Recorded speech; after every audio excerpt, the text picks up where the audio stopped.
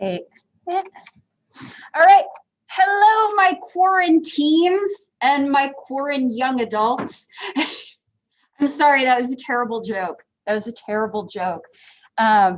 So I hope you all had a really good and relaxing weekend. I hope you are staying safe, and I hope you are taking care of each other and things like that. So before, actually, I'm going to stop share for a second.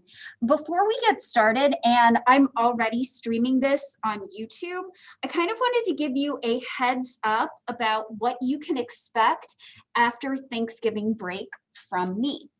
So we are going to go to asynchronous once we get back from Thanksgiving break. So here's what this will mean for you. It means that you don't have to be here or be on Zoom at 9:45 Central Time waiting for me to teach you. What it means is probably, here's what you can expect the last couple of weeks from me.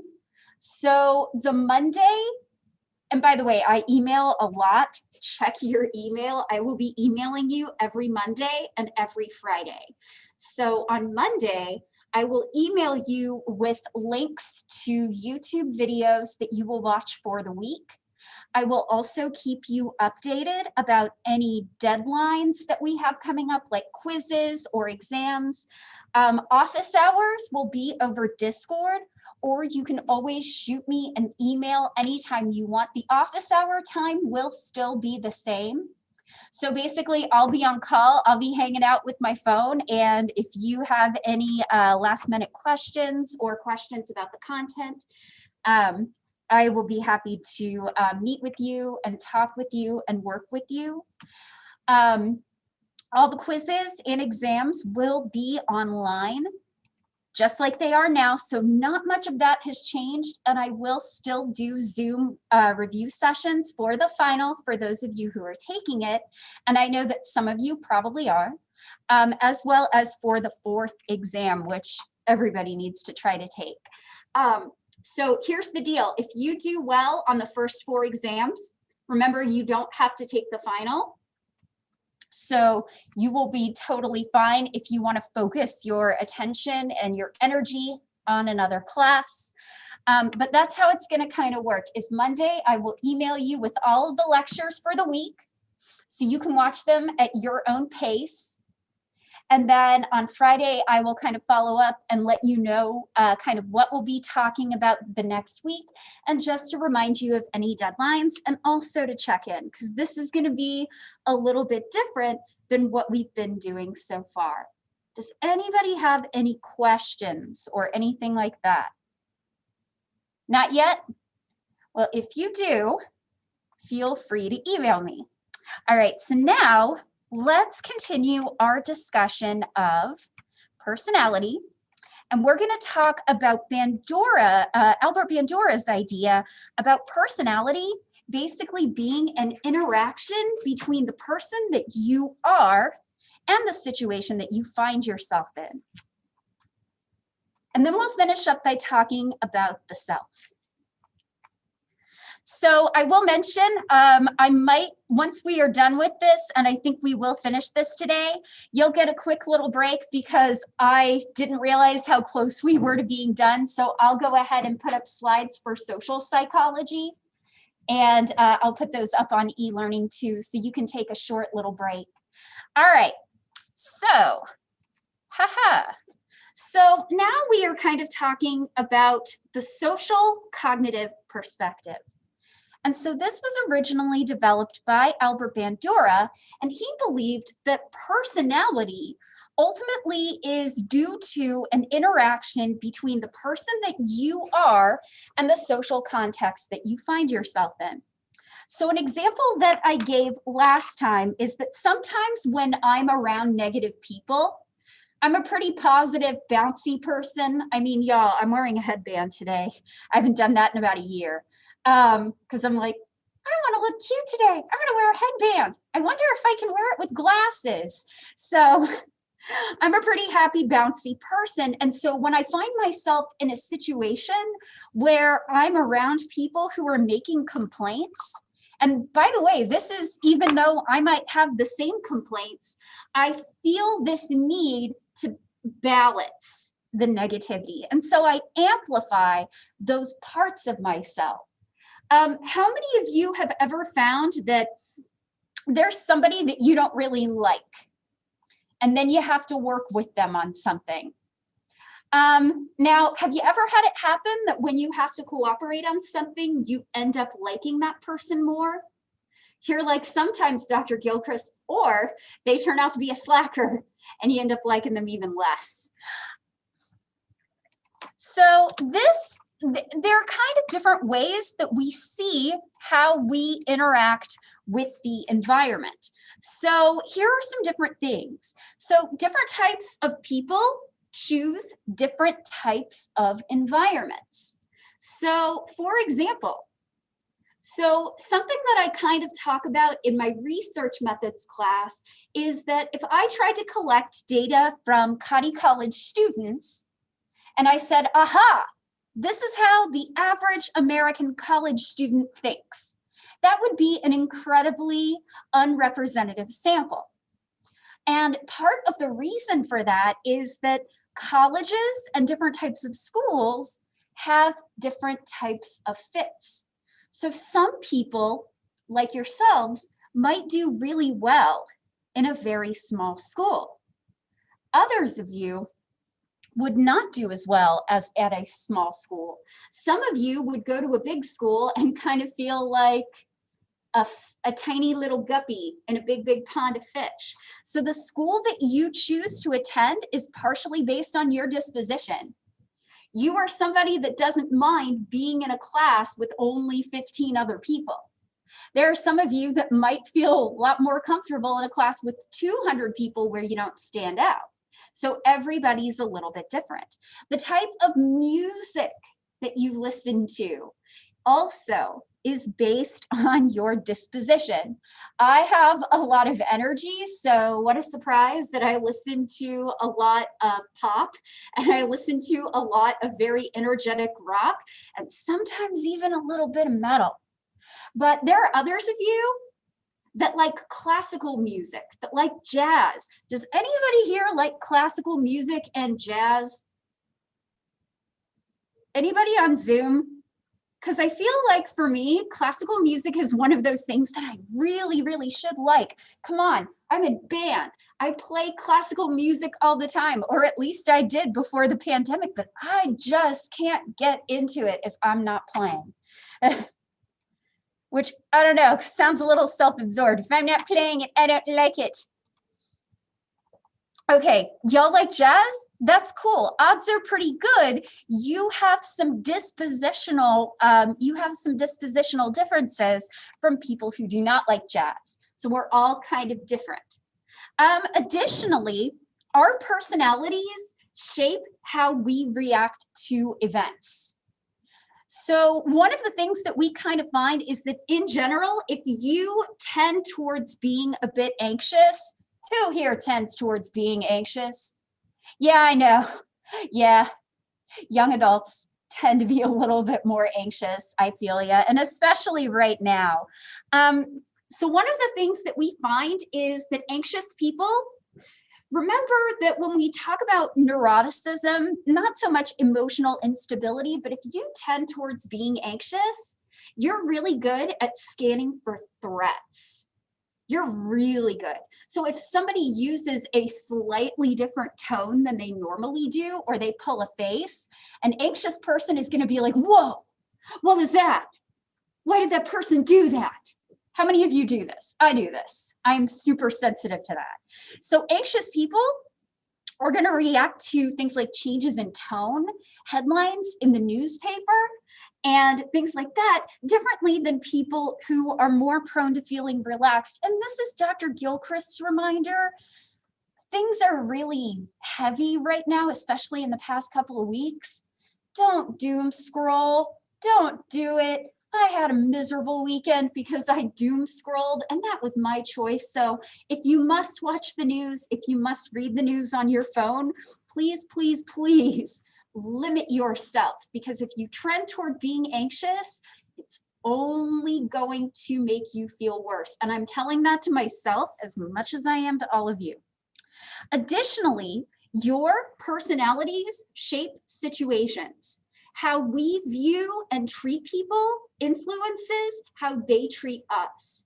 So maybe you have somebody in your life who is very suspicious and doesn't really trust a lot of people. So they'd probably be pretty low in that personality trait of agreeableness, very in it for themselves, not really very trusting. Odds are pretty good. And I don't know about you. I take trust very seriously, and I'm a pretty loyal person, probably even to people who don't always deserve it. I don't like it when I feel like people don't trust me. And it probably means that I'm going to be a little bit more standoffish with that person, which in their mind will lead to them perceiving me as shifty, which gives them another reason not to trust me. So how many of you have ever had a situation where there's somebody you don't like? Do you treat them differently than you treat people you do like? Yeah, you know, they know that. Most people know when they're not liked, and they notice that you do treat them differently. And what ends up happening is that generally that's going to affect how they treat you, which is then going to reinforce that dislike that you have of them. It's part of the reason why I'm a big believer in kill them with kindness, even though sometimes you got to be confrontational. Sometimes that needs to happen. Okay, so these are just a few different examples of how we shape the environment around us and how the environment likewise pushes back against us. So this is what Bandura referred to as reciprocal determinism. So when we talk about reciprocal, I'm pushing against something and it is likewise pushing against me. So our personality traits push against the environment and influence the environment. And thus, the environment likewise pushes back and shapes us. So our internal personality traits, our behaviors, and our outside environment and the people around us all influence each other. It is a reciprocal relationship, and they do affect each other.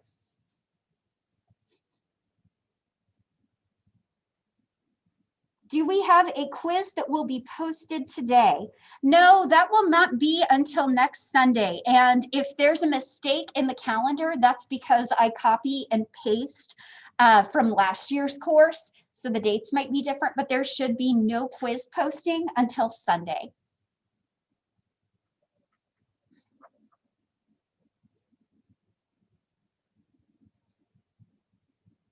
Okay.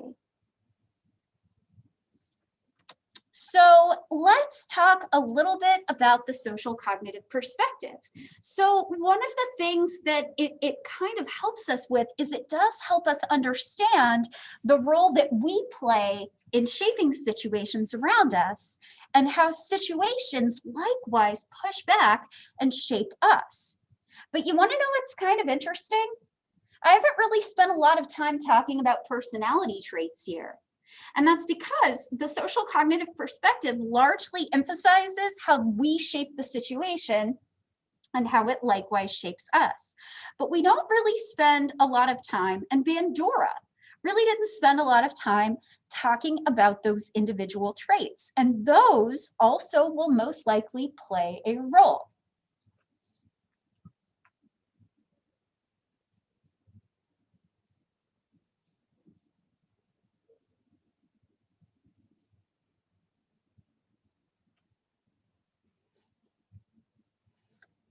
All right, everybody good? Okay. So now we're going to finish up by talking about the self.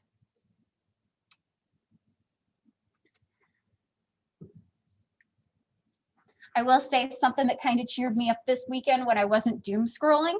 I got one of the new iPads. It finally came in the mail. They had a really good deal on Amazon, and I got an Apple Pencil.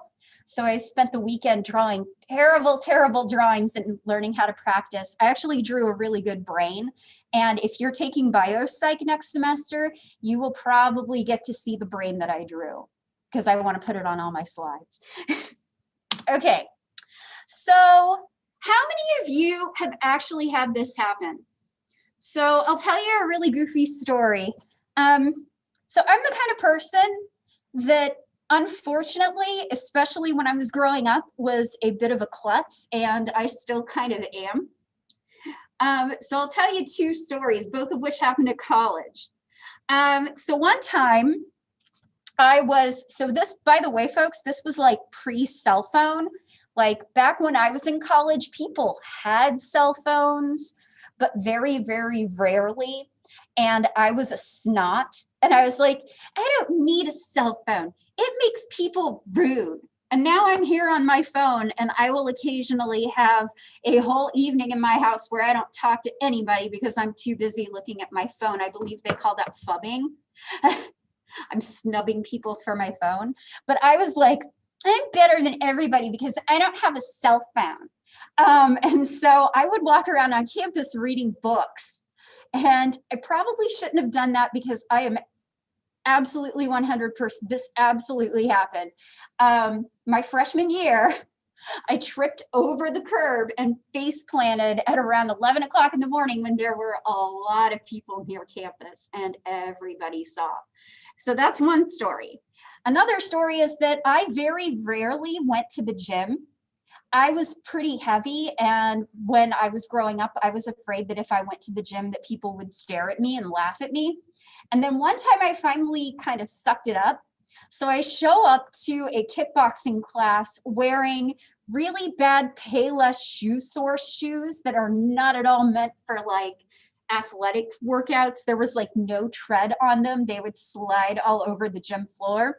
And I am not kidding. We were doing air uppercuts. I punched myself in the chin to the point where it actually knocked my glasses off of my face. And then they fell on the floor and everybody saw me.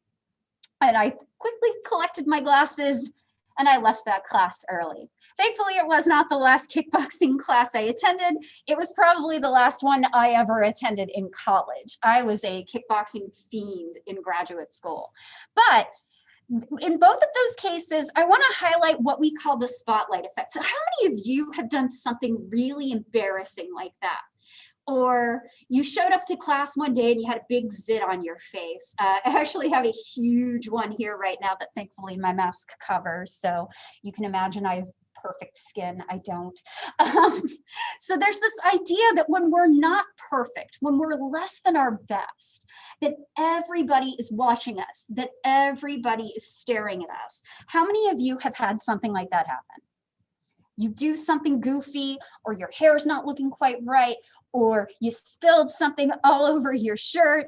You're like, everybody's watching me. So this is what's known as the spotlight effect. So one of the things is that we have the gift of self-awareness. We are conscious. We are aware of ourselves all the time.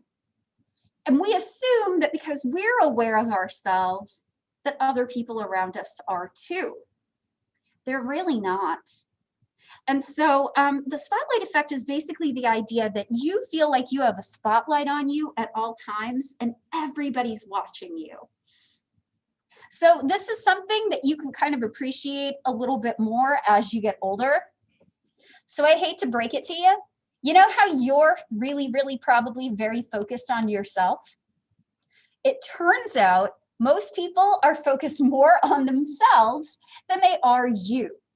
So here's kind of a study that kind of highlights that fact. And I know you don't believe me, because when people told me that when I was your age, I'm like, no, everybody's watching me. It's terrible. Everybody's looking at me. They're really not. You may not appreciate that until you're older, but these researchers basically had a bunch of college students go to a party. And some of them had to wear a really embarrassing t-shirt. Here's how embarrassing we are talking. They had to wear a Barry Manilow t-shirt. Y'all don't even know who Barry Manilow is. He sang Copacabana. He also sang Mandy, which occasionally gets sung to me, and I'm just like, no. So he's cheesy. I sure hope everyone's looking at me. I was born to perform, baby. So they're wearing this dorky Barry Manilow shirt. because Barry Manilow is like the epitome of cheese.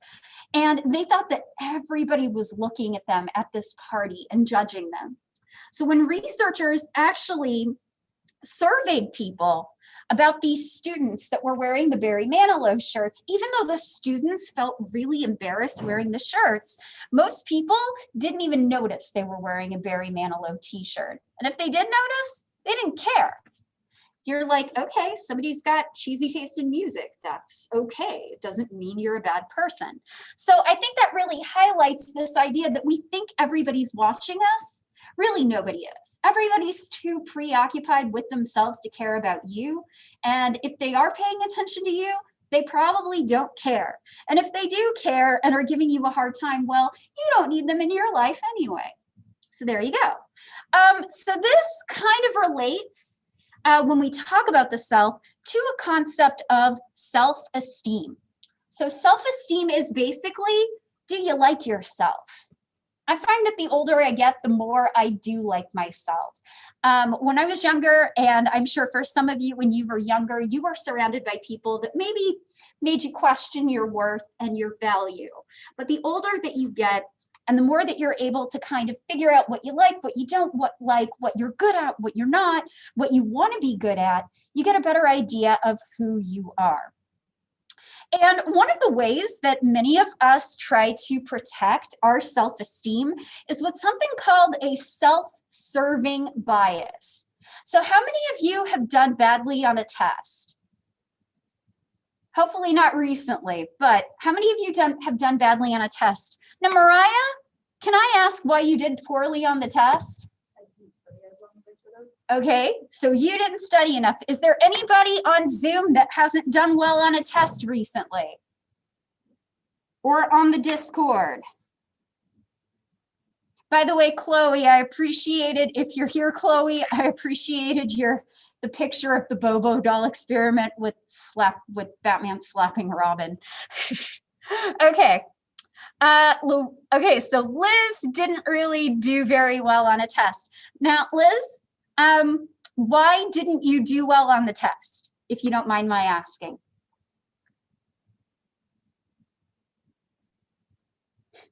Me with 2 E's. I love it. Okay, so why didn't you do well on the test?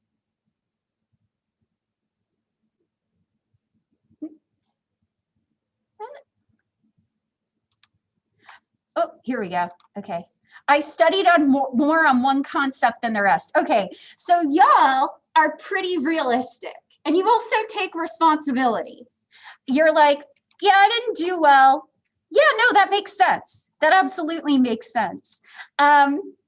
So y'all will admit you didn't study enough or you didn't study in the right way. How many of you have ever had this happen? And don't be afraid to say so. How many of you have had this instance where you didn't do well on a test and you're like, the questions were too hard, or the teacher was mean, or the teacher doesn't like me, and that's why I didn't do well? So one of the things that we'll find is that we tend to protect ourselves, and it's a lot easier for us to be like, well, it's someone else's fault than it is mine. So I kind of want to share something. Let me see if I can find it. I want to share these insurance reports from people who get into accidents, because here is self-serving bias in action. Other car. Okay, let me see. So there are a couple of instances where when you get into a car accident, you usually have to provide a report. So sometimes people do really bad things or stupid things or inattentive things, and they don't necessarily want to admit to other people that it was their fault, versus somebody like me who comes out of a car wreck, like crawls out of the tiny can of a car, and I'm like, it's my fault. It's all my fault. You're not supposed to do that. You're supposed to objectively tell your side of the story without being like, it's all my fault. But then there are some people who are like the exact opposite of me and swing the other way. And they're like, this bush jumped out of nowhere and I didn't see the other car. Or this bump popped out of nowhere and this car ran into my car. So we have these instances where people don't want to admit fault. They don't want to say, hey, I tried and I failed, or I did something stupid. It's more, it's that person's fault. They don't have to take blame or responsibility for themselves. So healthy self-esteem can really help us be successful, but low self-esteem can be a problem. Now, part of the reason for this is generally, I have found this to be very, very true, and data backs this up. I don't just want to share anecdotes. I actually want to back things up with data. People who are critical of themselves, or people who are insecure about themselves or judge themselves, tend to judge other people about as harshly as they judge themselves. So we view ourselves critically when we have low self-esteem, and we're going to judge other people harshly as well. Now, here's where it gets a little iffy, at least to me. So sometimes your self-esteem flagging can be a sign that something in your life is not right. Maybe, and I'm not saying if you have self-esteem issues, you're not living your life right. It means that maybe you're not in the best place. So I know that when I've had issues with my self-esteem as an adult where I generally like myself, there's actually a theory called the sociometric idea. Oftentimes our self-esteem is low when we feel like we don't belong somewhere, or we're around people or friends who do not respect us. Or we don't really have a lot of friends or a lot of social support. So a sense of belonging and feeling like we're accepted is really important. And if we don't have that, our self-esteem can really suffer. So it could be things like that. It could be an issue where you know you have potential, but for whatever reason, you're not meeting it. So your poor self-esteem could potentially be a reflection of what's going on in your life. Are you surrounding yourself with people who actually like you? Are you trying to meet your potential? And if you're not, what are some steps that you could take to do that? So I'm going to borrow a quote from a Jerry Lewis movie, The Nutty Professor, not the Eddie Murphy one, even though I like the Eddie Murphy one too. You might as well like yourself. Just think of all the time you've got to spend with you. Okay. So I want to go back to the self-serving bias. So this is a readiness to perceive oneself favorably. So if you do poorly on a test, it's not because you didn't study enough. It's because the teacher made the test too hard, or the teacher wrote bad questions. And let's be clear, sometimes teachers write bad questions. I am willing to admit, sometimes I do that. And usually if I do, I will go back, take a look, and give you credit where I can. But one of the ways you kind of see that are with things like test grades. So if you don't do well, a high self-serving bias is, well, the test was too hard, the questions were bad. Instead of being like, well, maybe I didn't study enough, maybe I didn't study for the right things, or things like that. I'm going to go over here and grab a chair.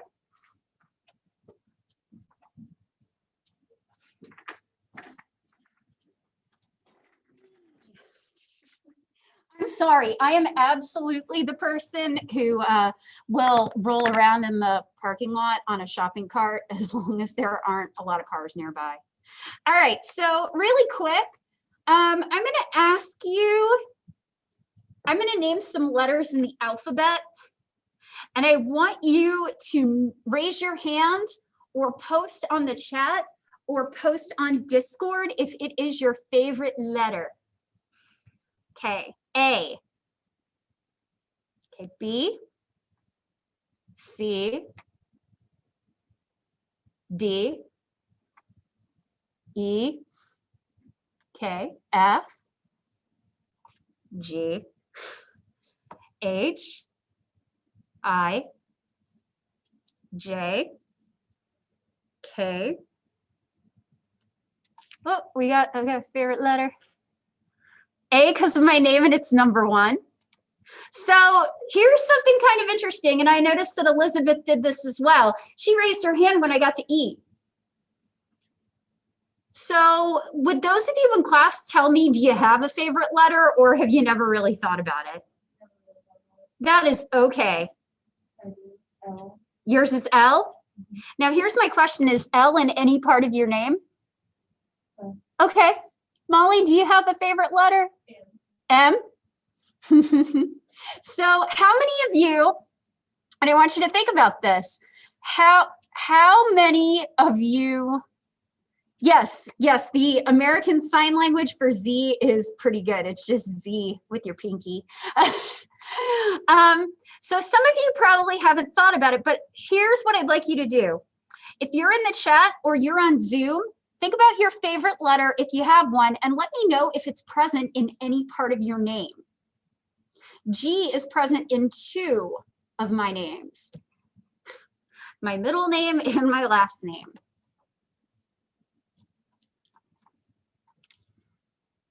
That is okay if you've never really thought about it.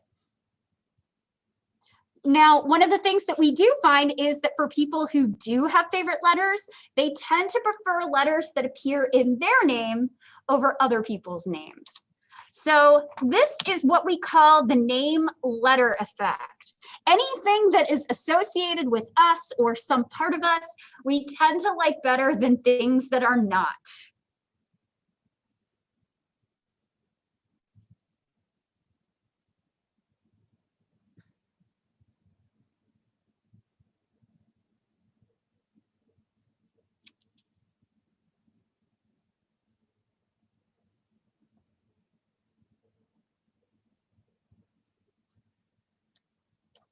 Okay, everybody good? Okay. Now, for those of us who are kind of negative about ourselves, let's talk about why.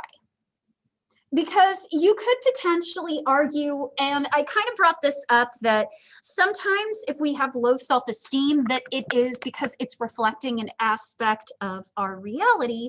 But having said that, I know plenty of high achieving people who have a lot that they can be proud of, people who have accomplished enough that and are kind enough and are good enough that they really should feel good about themselves, but they don't. So sometimes even people, even the idea that self-esteem reflects aspects of our reality is not true. Somebody who's really high achieving should feel good about themselves, but they may not. And part of the reason that we can be really negative about ourselves is it's been suggested that we do this for a couple of different reasons. So the first is that it keeps us from repeating mistakes. How many of you have done this where you mess up on something and you're just like, I'm so stupid, I can't believe I did this. And you want to know what's really interesting about that? Is how insidious that becomes. A couple of years ago, my mother came to visit me and we went to Springfield for the day. And I kind of mentioned 2 years ago, I was not in a very good place. And I was driving around and I wasn't, I made the wrong turn and I went, oh, I am so stupid. And my mother goes, you know, I wish you really wouldn't do that. I'm like, Mom, I don't actually think I'm stupid. You know, I just made a stupid mistake. And she goes, well, you may not believe you're stupid, but when you say those things, those get stamped into your mind. So if you have a habit of negative self-talk, and a lot of us do, I would encourage you to engage in a lot of mindfulness, be aware of those thoughts when they happen, and talk to yourself the way that you would a friend. I don't usually tell my friends they're stupid for making a wrong turn, even if I'm making fun of them. I would never say that they're stupid. I wouldn't talk that way about my friend. I wouldn't talk that way about my family members. Why would I talk that way about myself? You know, Sometimes we do it to keep us from repeating mistakes. We feel really bad, we messed up, so we kind of wail on ourselves so that we never make that mistake again. There are probably gentler ways to do this than beating yourself up. Additionally, sometimes we do this to prompt positive feedback from people. So they kind of have a name for this. So for example, there is something called fat talk, where young women will basically stand in front of a mirror and they'll talk about how fat they think they are or how unattractive they think they are, and their friends will go, oh, no, you're so beautiful, your hair is wonderful. And we're not necessarily, and it turns out that fat talk and talk like that has a very helpful purpose. It actually helps young women and girls bond with each other. But we shouldn't have to talk badly about ourselves to do it. So sometimes we're doing that to prompt positive feedback or fish for compliments.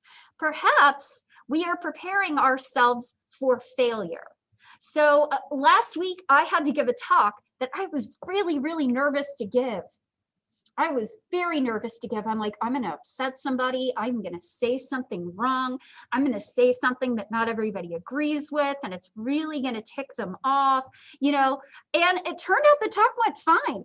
None of those bad things that I imagined myself doing actually ended up happening, but I was preparing for the possibility of doing something like that. So I was hard on myself. So sometimes we do that because we're preparing for failure. Additionally, sometimes we are trying to separate ourselves from the people that we used to be.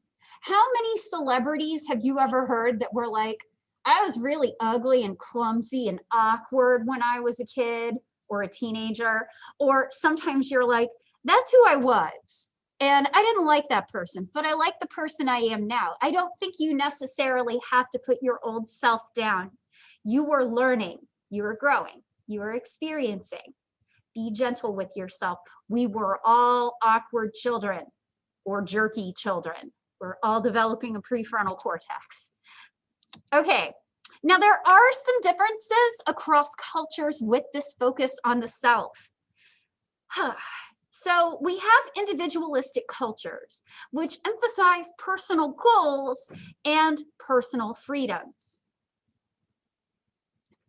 So one of the things that I think has been really interesting to watch over the past 8 or 9 months or so is looking at how different cultures deal with aspects of the pandemic. So for example, in more collectivist cultures where we are emphasizing the well-being of the group rather than the individual, you will see collective action being taken for the greater good. Doesn't matter if you don't want to wear a mask, you got to wear a mask, and nobody really complains about that. Now, I would argue that perhaps some of the measures that were taken in some of those collectivist countries might have been a little bit extreme, but people wear masks all the time during winter seasons and nobody really thinks too much of it. And then we get here in the United States and all of a sudden it's an issue of personal freedoms and personal choice. So you can kind of see, and I'm not necessarily saying that one is right over the other. When it comes to masks, there's more and more information all the time that these are pretty beneficial even if we don't like them. I tend to follow the science, but it's been really interesting to see how an individualistic culture reacts and how a collectivist culture reacts. This group is doing it for the greater good. This is, you can wear it if it works for you, but if you don't want to, you don't have to. And I think that that's very, very interesting. So the identity for an individualistic culture is based on personal traits. A collectivist culture is often based on what group you belong to. Okay, so I will be right back. I will give you a few minutes and I will have social psychology uploaded on e-learning very shortly. So talk amongst yourselves. I will be right back.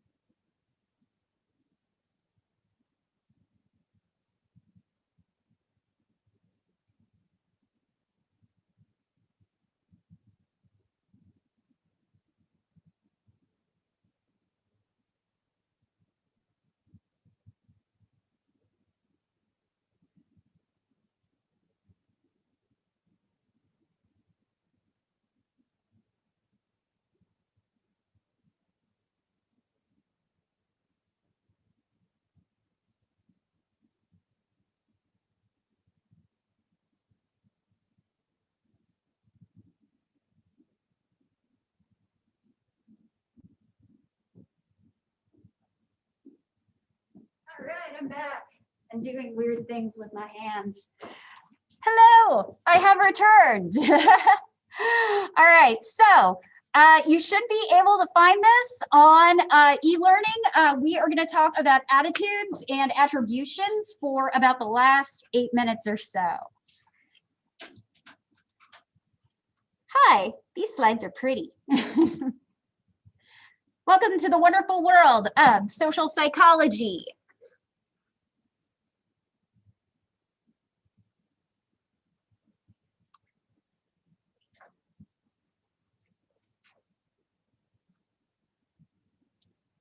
Oh, what we got?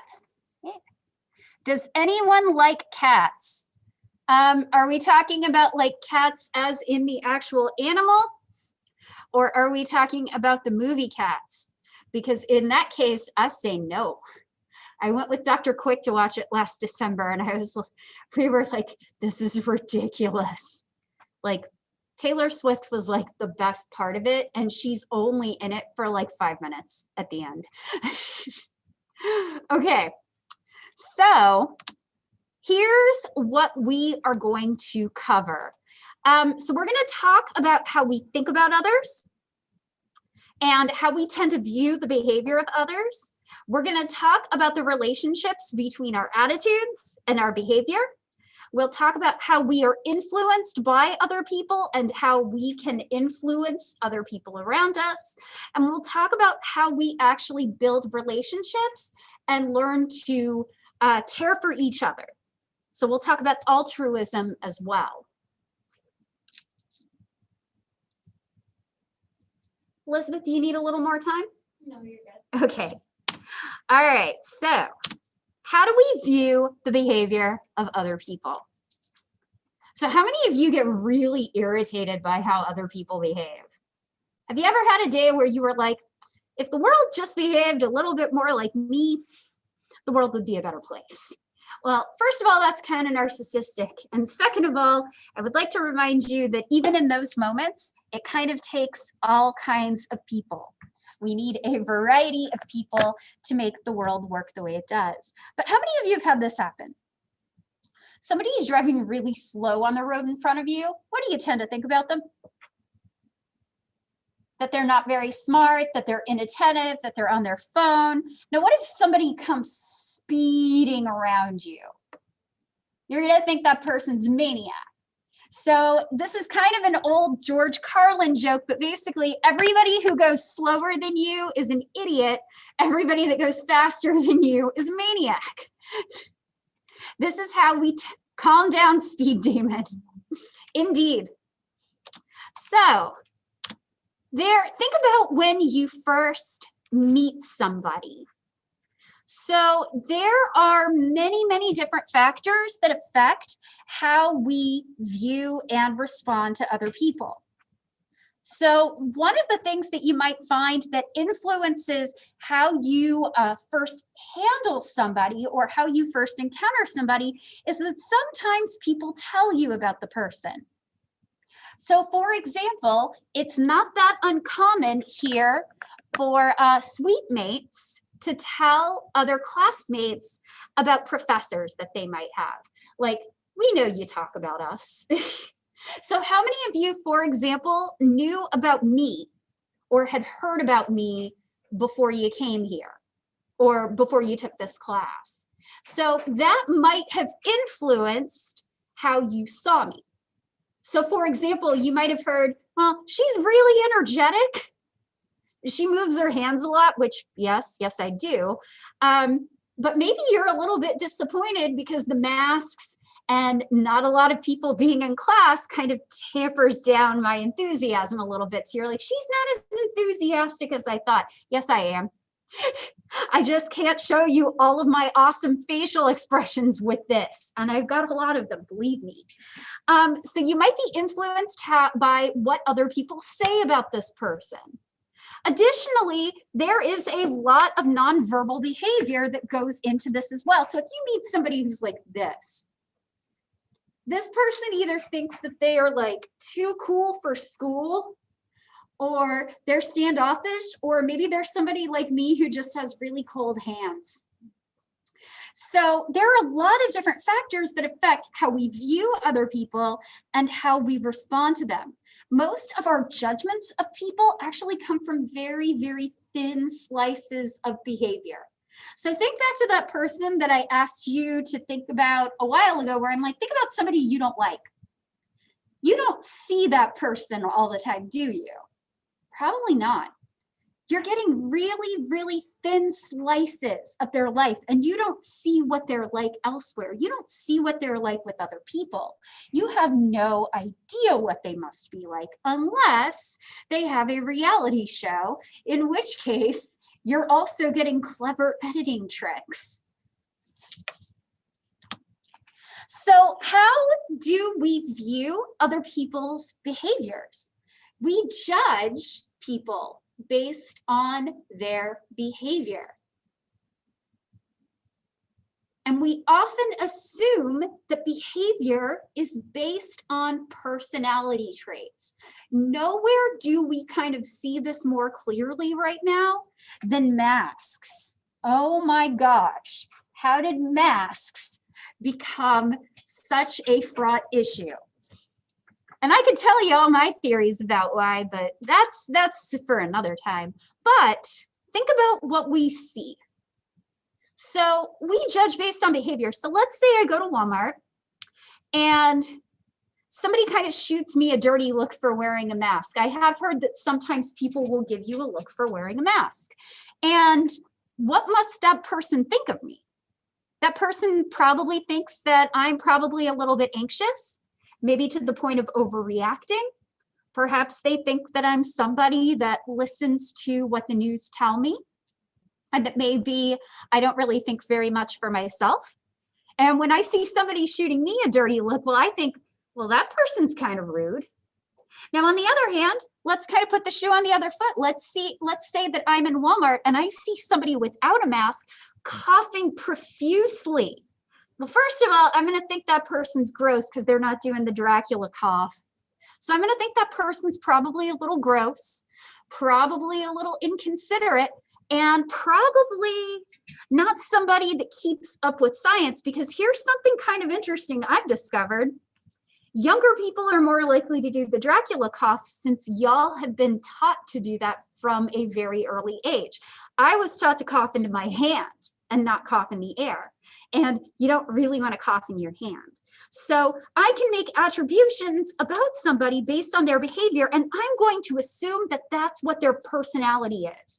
If they're not wearing a mask and they're coughing like crazy, I'm going to assume, possibly incorrectly, and odds are pretty incorrectly, I don't know the whole story, that this person is selfish, thoughtless, careless, and a jerk. And when they see me wearing a mask, they think I'm anxious, a follower, not capable of thinking for myself, and that I'm making it political. Those things might be true, but odds are pretty good that in both of those cases, the story is so much more complex. And so we will talk about this next time. I've kept you here long enough. I'm a minute over. I will see you here next time, and we will talk about Fritz Heider and attribution theory. Have a great day, everybody. Take care of yourselves, make good decisions, and keep your heads up. We've only got like 3 classes.